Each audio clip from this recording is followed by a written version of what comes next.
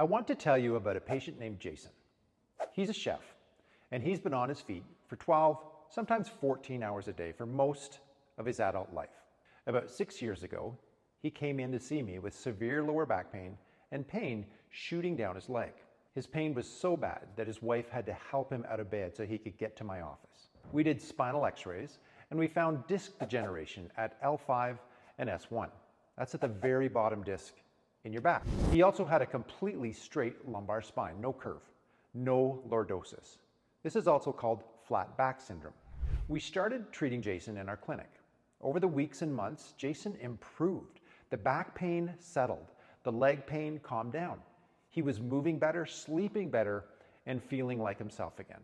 And then he stopped. He didn't complete his program. And you know, this would become a pattern that Jason developed as we moved forward. I've seen Jason come back to my clinic 4 times about in the last 6 years. The last time was just this month. And every single time, he's worse than the time before. And yes, his wife still needs to help him out of bed to come back to see me. In fact, I recall this last time, and maybe even the time before that she told him specifically to not stop going because she worried he'd be broken beyond repair if he didn't stay consistent and get his issues dealt with properly. If you've had back pain that keeps coming back, if you've been told that you have an L4-L5 or L5-S1 disc problem, and if your spine has lost its natural curve, you need to watch this entire video, because what I'm about to explain may be the missing piece that no one has ever told you. I'm Dr. Graham Jenkins, a corrective care chiropractor in Kelowna, British Columbia.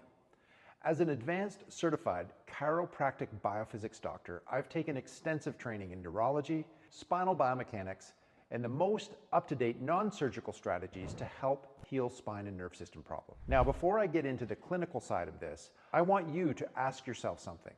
Does this sound familiar? Your back gets bad. You get treatment. Maybe it's chiropractic, physio. Maybe you've done the exercises. You improve. Things feel good. Life then gets busy and you stop going for your treatment. And then 3 months later, or 6 months later, or a year later, it comes back. And this time, it's a little worse. Maybe the leg pain is stronger. Maybe the recovery takes longer. Maybe the things that helped before aren't quite working as well. So if that cycle sounds familiar, keep watching this video, because Jason's story isn't just Jason's story. I see this pattern in my clinic way more often than I want to admit. And the reason it keeps happening is something most patients are never told. Let's start with the fundamentals, because this is the foundation everything else builds on. Let's bring in our lovely assistant, Frankenspine. Your lumbar spine, which is the lower part of your back, is supposed to have a natural curve when looking at it from the side. This curve is called the lumbar lordosis. The lumbar lordosis isn't just cosmetic, it's structural engineering. This spinal curve is what allows your spine to distribute load efficiently, absorb shock, and protect the discs and the nerves between your vertebrae. When someone has what we call flat back syndrome, their curve is flattened, or in rare cases, completely gone, and their lumbar lordosis straightens out. So instead of that efficient and elegant load distributing curve, the spine functions more like a straight column, which places considerably more stress on the discs and joints. Think of it this way. Imagine an arch bridge. That curve in the bridge is there for a reason. It's the strongest shape for bearing weight. Now imagine you straighten that arch out into a flat horizontal beam. You're putting enormous stress on the joints, the connections, the structure itself. That's what's happening inside your lower back when that lumbar curve is lost. Now, as a chef, Jason has been experiencing standing, forward flexed, lifting heavy pots, reaching and rotating for years. That posture, forward head, shoulders rounded, lower back flat, is exactly the type of mechanical loading pattern that drives the lumbar spine to straighten out. His MRI showed disc degeneration at L5-S1. An MRI shows what is happening, but it doesn't explain why. In this case, the flat back is the reason it's happening. And more importantly, it's why the disc can't fully heal. Now, I want to introduce to you a phrase I use with my patients, and I want it to sit with you for a moment. Degenerating comfortably. Now, here's what that means. After one of Jason's early flare-ups, he came back in to see me. Now, it was almost a year of feeling good. He reported that his symptoms had settled down just after about 6 or 8 weeks of care, and he thought he was fixed. So he stopped following our care plan. He felt okay, what he would call normal. He was functional. He could work without pain. His sleeping improved, and he had less stiffness in the morning. He thought stopping care was logical based on how he was feeling. Now, fast forward a year later, he was back in pain and struggling to get through the day. So I did what I do after I haven't seen somebody for almost a year. We took new updated x-rays. But the moment we looked at these updated x-rays, it was crystal clear that the degeneration had progressed. The disc had narrowed further. Why? Because the spinal biomechanics hadn't changed. Even though he was feeling fine for almost a year, his spine was degenerating comfortably. In Jason's mind, he was fully functional, but his spine was continuing to break down underneath him. And this is the great deception of a disc injury with flat back syndrome. The pain comes and goes. You feel better. You think you've healed. And that improvement in symptoms, which is real, gives you a false signal that the underlying problem has been resolved. It hasn't.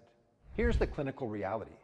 When your lumbar spine loses its natural curve, the discs, particularly L4-L5 and L5-S1, experience abnormal stress every single day.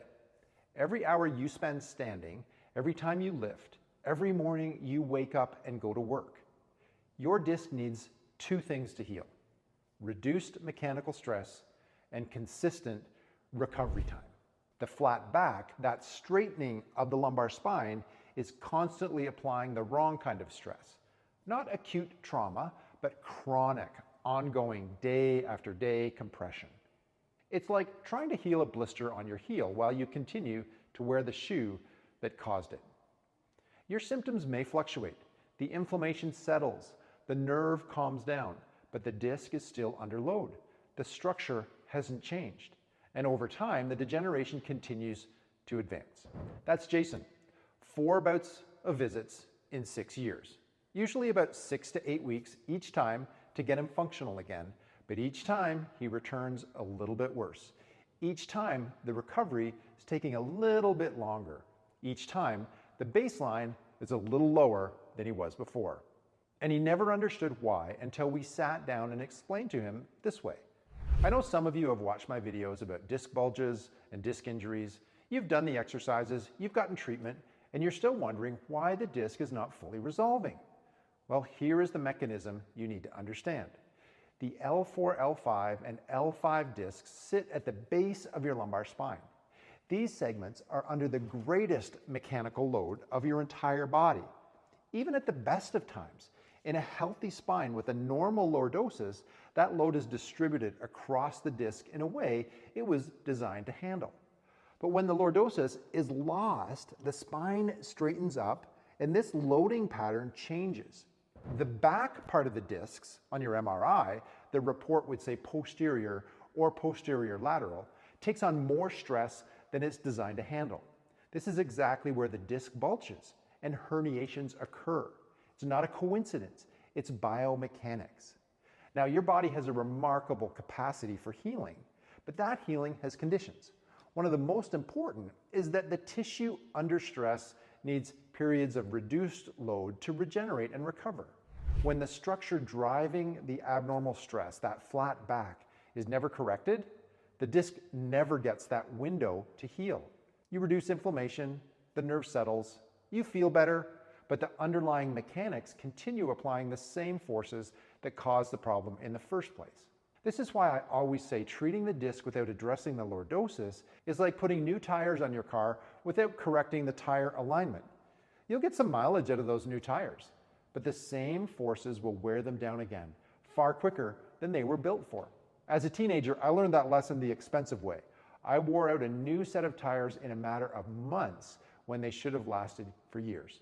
So now back to Jason.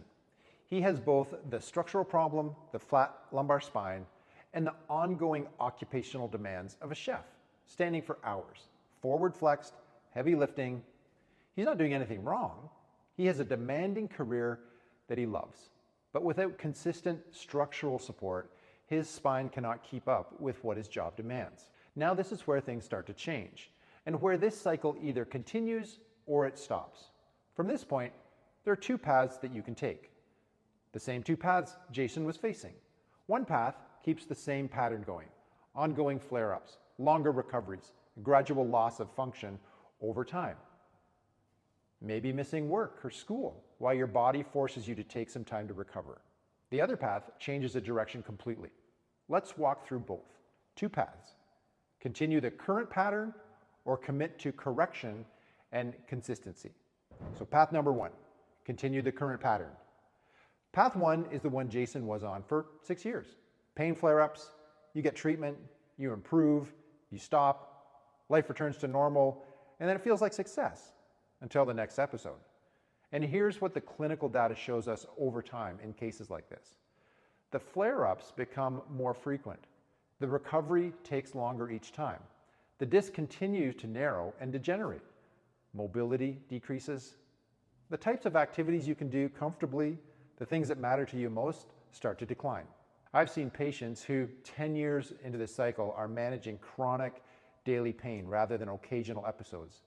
I've seen patients who ended up in surgical consultations, not because surgery was inevitable, but because the structural problem was never truly addressed.